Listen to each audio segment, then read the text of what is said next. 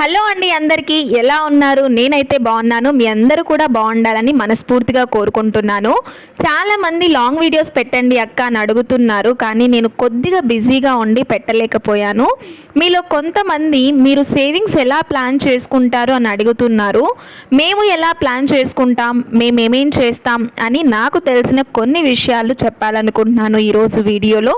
అయితే first time నా ఛానల్ని చూస్తున్నట్లయితే వీడియో మొత్తం చూడండి. ఏదైనా యూస్ఫుల్ ఇన్ఫర్మేషన్ ఉంది అంటే ప్లీజ్ లైక్ చేసి షేర్ చేసి సబ్స్క్రైబ్ చేసుకోండి. ఫస్ట్ అయితే మాకు అమ్మాయి కాబట్టి మేము సుకన్య సమృద్ధి యోజన స్కీమ్ అయితే కడుతున్నాము. 1 ఇయర్ వచ్చే వరకు ఈ స్కీమ్ కట్టించుకోరు. 1 ఇయర్ వచ్చినప్పటి నుండి స్టార్ట్ చేశాము, అప్పటి నుండి కడుతున్నాము. ఇదేంటంటే సంవత్సరానికి ఒకసారి కట్టుకోవచ్చు, నెలకు ఒకసారి కట్టుకోవచ్చు. మేమైతే నెల నెలా కడుతున్నాము. చాలామంది ఇందులో ఇంట్రెస్ట్ తక్కువ, వేస్ట్ కట్టడం అని అనుకుంటారు. నన్ను అడిగితే తక్కువైనా కూడా ఎంతో కొంత పిల్లలకి తీసిపెట్టినట్లే ఉంటుంది. ఇప్పుడు బెనిఫిట్స్ కనిపించకపోయినా ఫ్యూచర్లో మొత్తం అమౌంట్లో వాళ్ళ చదువులకు కానివ్వండి, పెళ్ళిళ్ళకి కానివ్వండి చాలా యూజ్ అవుతుంది. అకౌంట్లో వేసుకోవడం, కొద్దిగా తీసి పక్కన పెడదాము నెల నెల అని అనుకుంటాం, కానీ అది అస్సలు జరగదు. ఇలాంటి స్కీమ్స్ కట్టుకోవడం వల్ల బాధ్యతతో కొన్ని ఖర్చులు తగ్గించుకొని సేవ్ చేస్తాము. నాకైతే చాలా బెస్ట్ అనిపించింది. ఇలాంటివే అబ్బాయిలకు కూడా ఉంటే బాగుంటుంది అని అనిపించింది. అబ్బాయిలకి ఉన్నాయో లేదో నాకైతే తెలియదు. మీలో ఎవరికైనా తెలిస్తే కామెంట్ బాక్స్లో కామెంట్ చేయండి. అబ్బాయిల తల్లిదండ్రులు కూడా చాలా యూజ్ అవుతుంది. ఈ స్కీమ్లో మనం 250 రూపాయల నుండి స్టార్ట్ చేసి 1,00,000 రూపాయల వరకు కట్టుకోవచ్చు. ఆడపిల్లలు ఉండే వాళ్ళకి చాలా యూజ్ అవుతుంది. కొన్ని ఇళ్లలో మగవాళ్ళు కట్టరనమాట, ఇంట్రెస్ట్ చాలా తక్కువ, ఎందుకు వేస్ట్ అనేసి. కానీ ఆడవాళ్ళు ఇంట్లో ఉంటూ ఏదో ఒక పని చేసుకుంటారు. ఏ పని చేయకపోయినా ఇంట్లో ఖర్చులకు ఇచ్చిన డబ్బుల్లో కొన్ని ఖర్చులు తగ్గించుకొని ఇలాంటి స్కీమ్స్లో కడితే పిల్లల ఫ్యూచర్కి చాలా యూజ్ అవుతుంది. అది గోల్డ్కి కావచ్చు, చదువుకి కావచ్చు, పెళ్ళిళ్ళకి కావచ్చు. నెక్స్ట్ సెకండ్ సేవింగ్ వచ్చేసి ఇన్సూరెన్స్ అనమాట. చాలామంది ఆ డబ్బులు ఇప్పుడు రావు కదా, ఎందుకు కట్టడం అని అనుకుంటారు. మా హస్బెండ్ అయితే కడుతున్నారు. నాకైతే పెద్ద ఐడియా లేదనమాట ఈ ఇన్సూరెన్స్ మీద. ఈ ఇన్సూరెన్స్కి కొద్ది డబ్బులు కట్టినా సరిపోతుంది అని అంటూ ఉంటారు. మనం ఒకే దాంట్లో డబ్బులు ఇన్వెస్ట్ చేయడం కంటే 4 కొద్దిగా ఇన్వెస్ట్ చేయడం చాలా మంచిది. మనకి బెనిఫిట్స్ కూడా మంచిగా ఉంటాయి. నెక్స్ట్ థర్డ్ వన్ వచ్చేసి నా పేరు మీద పోస్ట్ ఆఫీస్లో ఆర్డీ కడుతున్నాము. పిల్లలకేమో సుకన్య సమృద్ధి యోజన కడుతున్నాము. నా పేరు మీద వచ్చేసి ఆర్డీ కడుతున్నాం అనమాట. ఇది కూడా ఎంతో కొంత ఉపయోగపడుతుంది. పిల్లలకి ఎంత అవసరమో సేవింగ్స్ మనకు కూడా అంతే అవసరం అండి. ఈ కాలంలో మనం కొద్దిగా వయసు అయిపోయినప్పటికీ మన దగ్గర ఎంతో కొంత అమౌంట్ ఉండడం అనేది చాలా అంటే చాలా అవసరం. అది హెల్త్ విషయంలో కావచ్చు, దేని విషయంలో అయినా కూడా. నెక్స్ట్ ఫోర్త్ వన్ వచ్చేసి గోల్డ్లో ఇన్వెస్ట్ చేయడం కూడా చాలా అవసరం. పొలాలు, ఇల్లులు పెరుగుతున్నాయో లేదో నాకైతే తెలియదు, కానీ గోల్డ్ అయితే భారీగా పెరుగుతుంది. అది మనందరికీ తెలుసు. మొత్తం గోల్డ్లో పెట్టాలి అని కాదు, పొలాలు, ఇల్లు కొనాలని ఎలా అయితే ప్లాన్ చేసుకుంటామో గోల్డ్ కోసం కూడా అలానే ప్లాన్ చేసుకోవాలి. గోల్డ్లో ఇన్వెస్ట్మెంట్ చేయడం కూడా చాలా అంటే చాలా మంచిది. జ్యువెలరీ పరంగా కాకపోయినా బిస్కెట్స్ ఈ పరంగా కూడా మనము సేవింగ్ చేసుకోవచ్చు. ఎందుకంటే కొంతమంది అబ్బాయిల తల్లిదండ్రులు జ్యువెలరీ మేమేం చేసుకోవాలి అని అనుకుంటారు.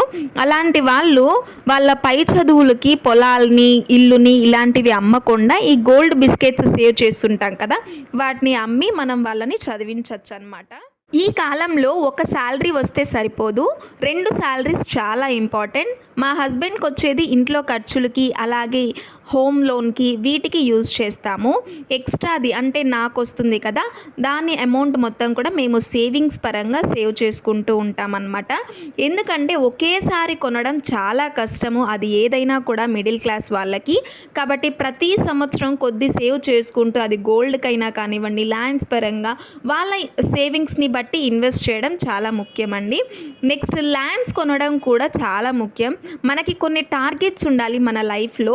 మనం ఈ ఇయర్లో ఇది కంప్లీట్ చేయాలి, మనం ఈ ఇయర్లో ఇది సేవింగ్ చేయాలి అనేసి కొన్ని టార్గెట్స్ ఉంటేనే మనం ఇవన్నీ కూడా సాధించగలము. అసలు తినకుండా సేవ్ చేయాలి అని కాదు, మనం సంపాదించిన వాటిల్లో 50% అయినా సేవ్ చేయాలి అనేసి నా ఉద్దేశము. ఇప్పుడు చీటీలు కట్టుకోవడం కూడా చాలా బెనిఫిట్స్ ఇస్తాయండి. ఇదైతే సిటీస్లో పెద్దగా ఉండదు, పల్లెల్లో అయితే బాగుంటుందన్నమాట. ఎందుకంటే తెలియని వాళ్ళ దగ్గర ఈ చీటీలు అనేది వేయకూడదు, వాళ్ళు డబ్బులు తీసుకొని మోసం చేసేస్తారు కాబట్టి. ఇంకా పల్లెల్లో అయితే తెలిసిన వాళ్ళే ఉంటారు కాబట్టి మంచి లాభం అయితే ఉంటుంది ఇందులో కూడా. వీటన్నిటితో సేవింగ్ చేయడంతో పాటు మనము కొద్దిగా బ్యాంక్ బ్యాలెన్స్ని అయితే మెయింటైన్ చేసుకోవాలి. అది ఇంట్లో ఖర్చులకు కానివ్వండి, హాస్పిటల్ ఖర్చులకు కానివ్వండి, ఎమర్జెన్సీ కోసం అంటే ఎమర్జెన్సీ ఖర్చులు ఏవైనా వస్తాయి కదా, వాటి కోసం కొద్దిగా బ్యాంక్ బ్యాలెన్స్ మెయింటైన్ చేసిన తరువాతనే మనం ఈ సేవింగ్స్ని ప్లాన్ చేసుకోవాలి. నెక్స్ట్ సిటీస్లో ఉన్న వాళ్ళైతే షేర్స్లో ఇన్వెస్ట్ చేయడం చాలా మంచిదండి. షేర్స్లో కూడా మంచి బెనిఫిట్స్ ఉంటాయి అనేసి విన్నాను. మీకు కనుక షేర్స్లో ఐడియా ఉంటే కనుక షేర్స్లో కూడా ఇన్వెస్ట్ చేసుకోవచ్చు. నాకైతే పెద్ద ఐడియా లేదు, పల్లెల్లో ఉండే వాళ్ళు కూడా ఎక్కువగా చేయరు.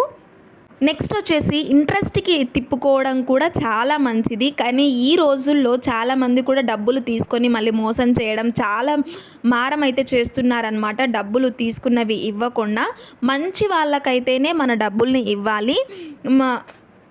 అప్పుడే మనకి ఇందులో బెనిఫిట్స్ అయితే కనిపిస్తాయి.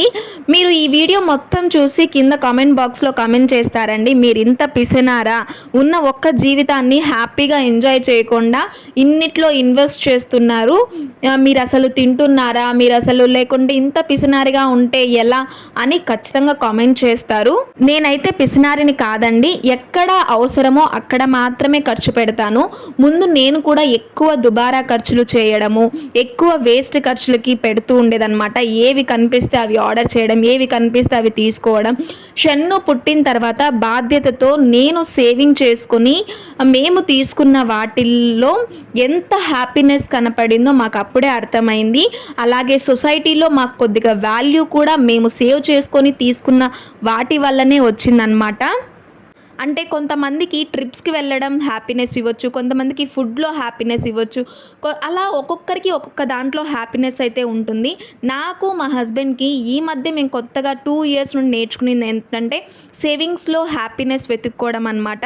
మేము సేవింగ్ చేసిన తర్వాత ఏదో ఒకటి తీసుకుంటాం కదా, అరే మనం ఇన్ని నెలలలో మనం ఇంత సేవ్ చేసి ఇది తీసుకున్నాము అనేసి చాలా హ్యాపీనెస్ అయితే ఇస్తుంది.